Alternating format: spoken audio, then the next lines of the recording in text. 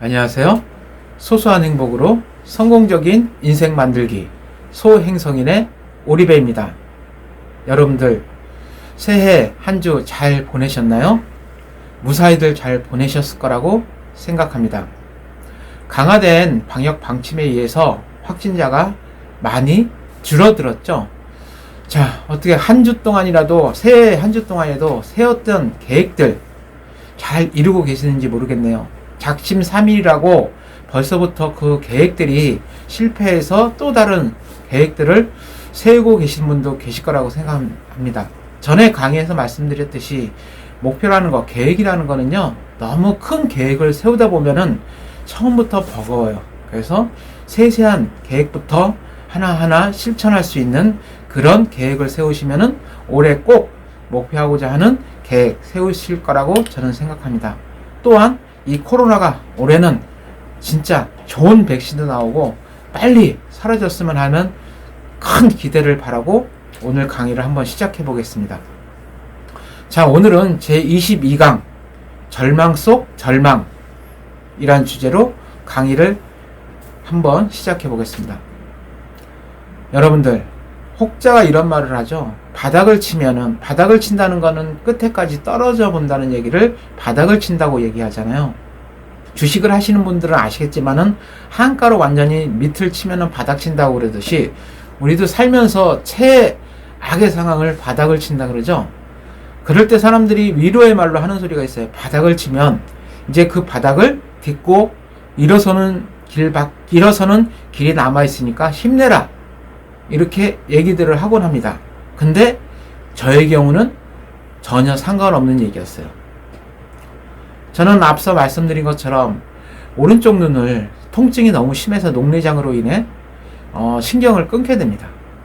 그리고 왼쪽 눈도 녹내장기가 있다는 판정을 받고 예방 차원에서, 오로지 예방 차원에서, 그때까지도 아마 제가 전부터 시력이 좋지는 않았어요.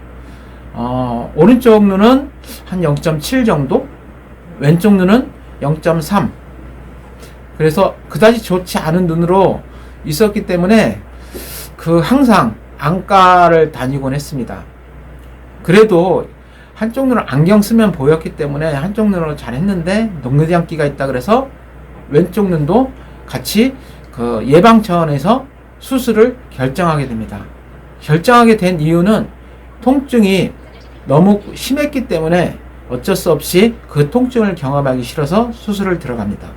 수술은 약 한 2시간가량 걸려서 수술을 진행하는데요. 수술을 하고 눈에 안대를 하게 되죠. 눈 보호 차원에서. 그래서 일주일 후 정도면은 안대를 풀어서 볼 수 있을 거라 주치의는 얘기를 하더군요. 다행히 수술은 성공적으로 잘 돼서 이제 좋은 시력을 갖고 볼 수 있게 될 거라고 얘기를 했습니다. 저는 철저하게 그 말을 믿었죠. 그래서 하루하루 그래도 부푼 희망을 갖고 버텼죠. 근데 이제 드디어 왼쪽 눈에 안대를 푸는 날이 다가왔습니다. 저희 어머니도 그렇고 저도 그렇고 긴장을 하고 주치의 또한 긴장을 했겠죠. 근데 안대를 풀고 나니까 이거는 완전 청천벽력 같은 일이 일어난 거예요. 아예 이 전에는 0.3이면 한 뿌옇게 정도는 보이거든요. 사람 형체나 이목구비 정도는 보이는데 약간 뿌연 정도예요. 근데 이제는 수술 끝나고 안대를 푸니까 빗줄기 하나조차 안 보이더라고요. 완전히 오른쪽 눈도 안 보이는 데다 왼쪽 눈까지 안 보이게 됩니다.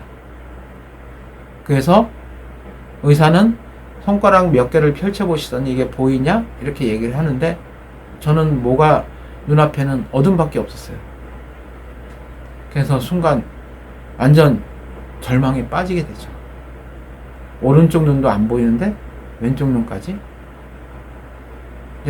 의사 하는 말은 수술은 잘 됐으니 지금 몸 상태가 좋지 않은 상태라서 좀 더 경과를 두고 보면은 서서히 보이게 될 거라 안심을 시키더라고요.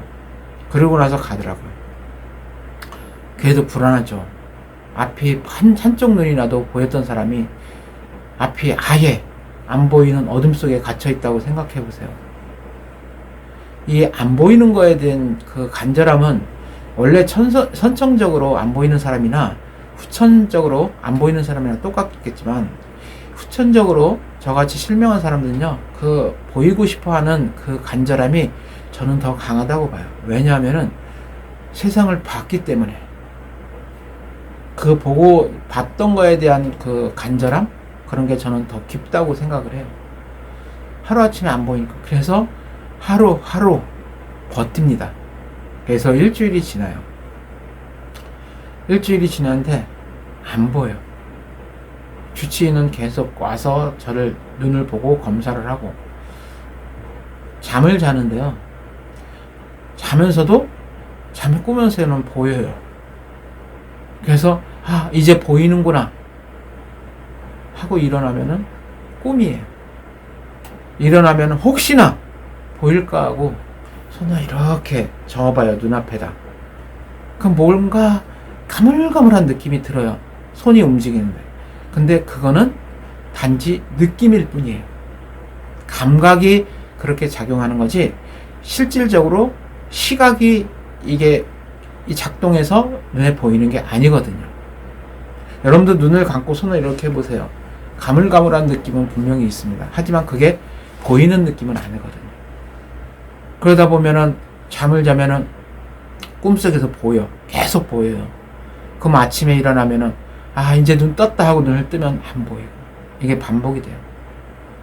이게 보름이 지나고 그 다음에 3주가 지납니다.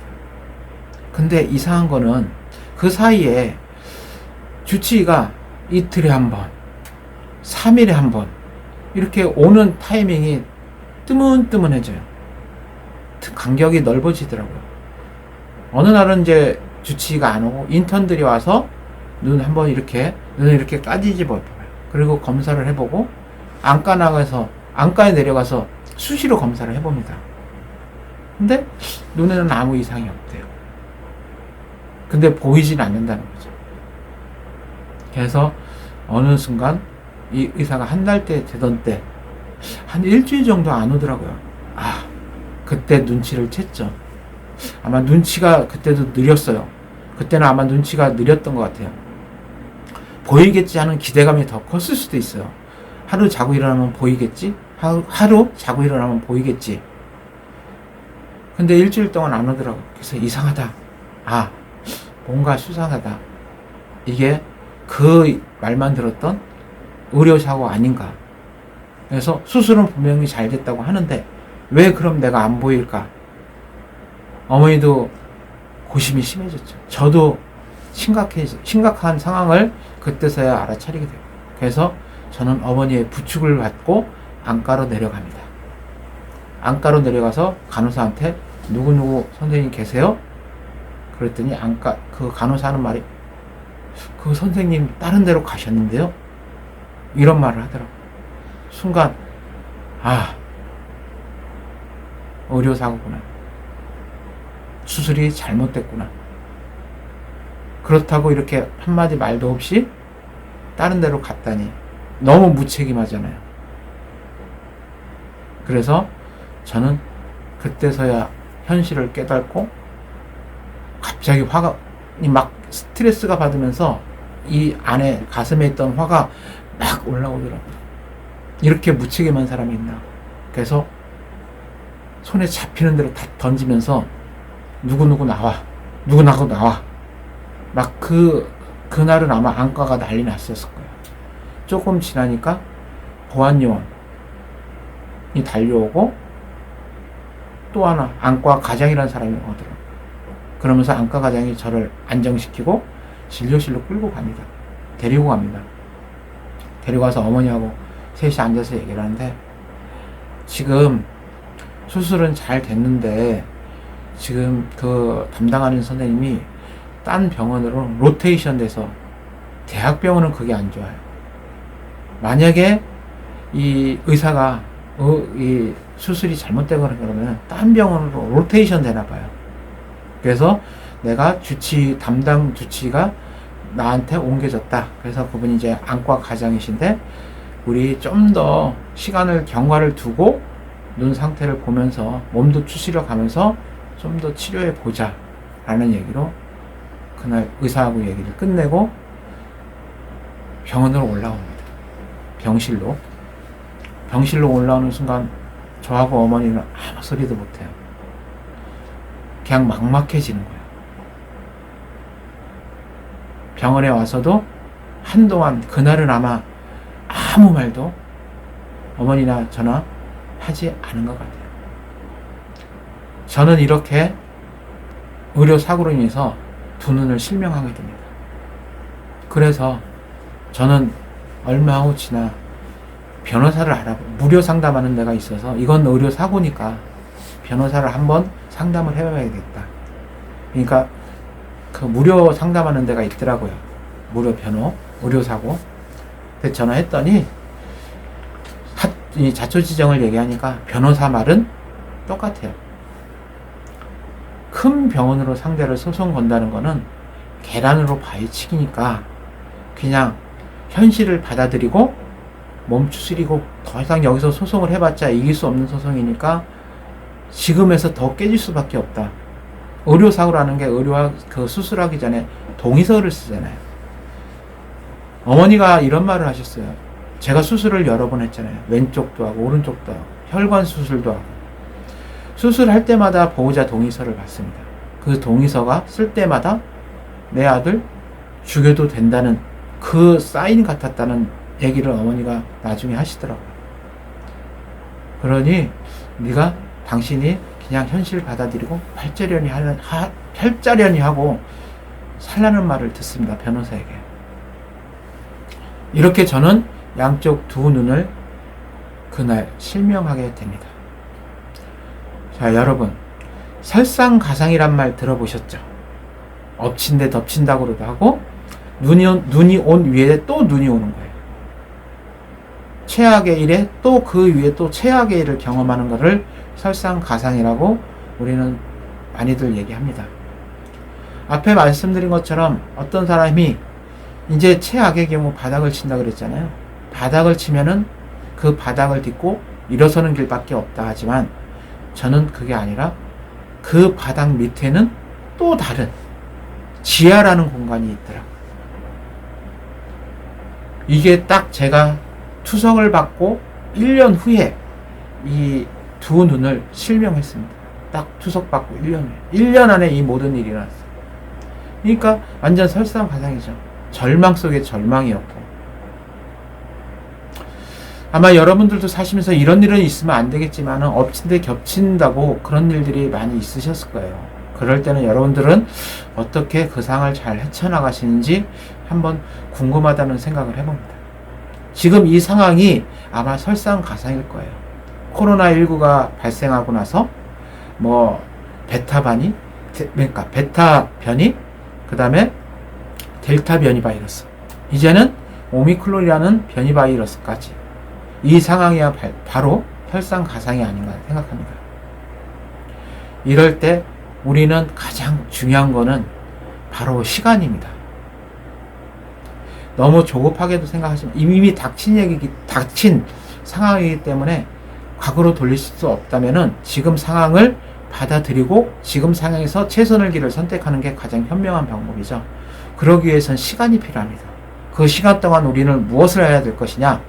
첫째, 지금보다 더 좋은 그러니까 과학자들은 이보다 더 좋은 백신을 개발해야 될 것이고, 우리 모두는 예방을 해야 될 것이고, 그나마 있는 백신 맞아서 주위 분들에게 피해 안 입히게 내 건강도 중요하지만 주위 분들의 건강도 배려하는 차원에서 신경을 쓰신다면 백신을 빠른 시일 내에 맞아주시는 게 가장 좋은, 이 상황에서 좋은 대처 방법이 아닐까 생각해 봅니다. 제가 매번 이렇게 강의 끝에 코로나에 대해서 얘기를 하는 이유가 그만큼 심각하다는, 전 세계가 모든 그 세계인들이 심각하게 느끼고 있기 때문이라고 저는 생각해요. 여러분도 이 심각한 상황을 잘 헤쳐나갈 수 있는 지혜, 위기라는 말에는 위기 뒤에 기회라는 말이 찾아오듯이 이 위기가 꼭 기회로 저는 찾아올 거라고 꼭 생각합니다. 여러분도 희망을 놓지 마시고 이 위기에 또 기회를 잡을 수 있는 그런 현명하신 방법 택하시길 바라겠습니다. 그럼 이번 한 주도 순간순간 행복함을 찾으시기 바라겠고요. 저는 다음 시간에 다시 찾아뵙겠습니다. 감사합니다.